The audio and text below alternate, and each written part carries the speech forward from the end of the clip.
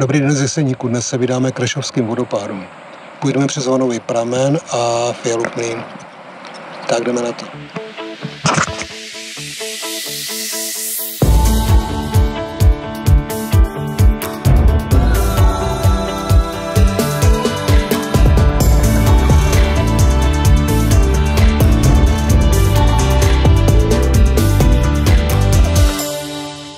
Dnes je tady s námi pán Václav Dušánek, profesionální sladař, amatérský entomolog, specialista na kovaříky. Moc mě těší. Taky mě těší. A chci se zeptat, čím je tahle ta lokalita zajímavá, nebo čím je přitažlivá třeba pro vás osobně? Tak turisticky asi nejlákavější, se tvrdí, to jsou nejkrásnější vodopády na Moravě. No a hlavně já se těším na tu krásnou atmosféru bukojedlového pralesa. Dnes startujeme z obce Rešov a cílem jsou úchvatné Rešovské vodopády. Trasa není dlouhá a ani náročná, pokud jde o převýšení.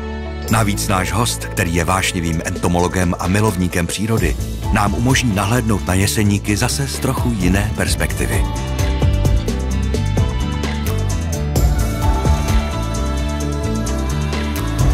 Dorazili jsme k Fialovu mlýnu asi v půli cesty k vodopádům. Mně to jako mlýn nepřipadá, ale možná je všechno. Vody se mi zdá taky málo. Vody málo není. Vody je akorát, jak má být. Je tady celoroční stálý průtok vody.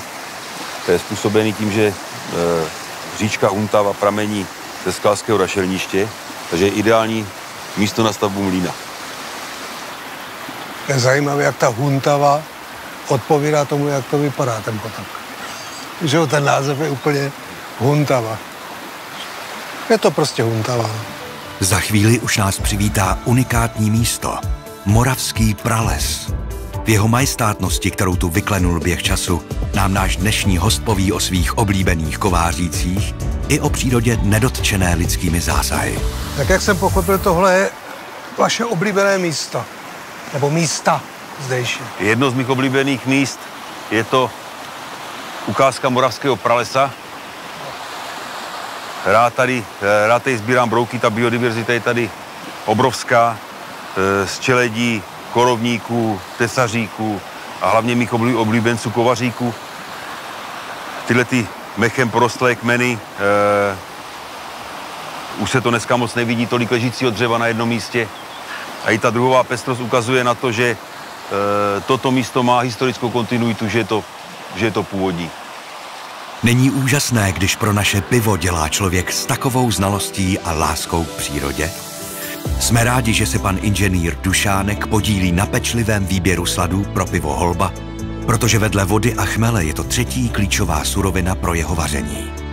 Ale teď už k té vodě. Rešovské vodopády patří k tomu nejhezčímu, co mohou Jeseníky nabídnout. Tvoří je 200 metrů dlouhá soutězka, která se místy tyčí až do 20metrové výšky. Sám velký vodopád je pak 10 metrů vysoký. Pro turisty tu byla vytvořena stezka z lávek a schodů. Bez obav si tak vychutnáte celoroční přístup.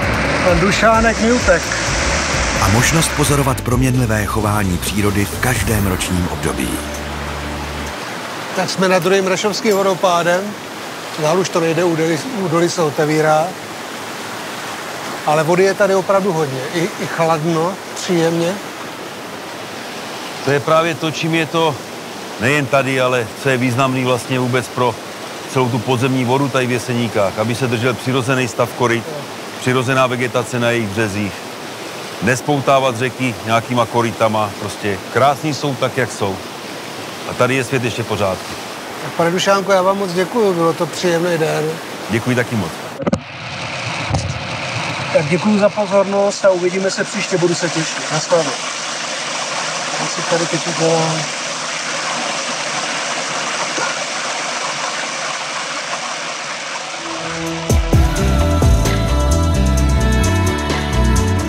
Vydejte se s námi k pramenům Jeseníků.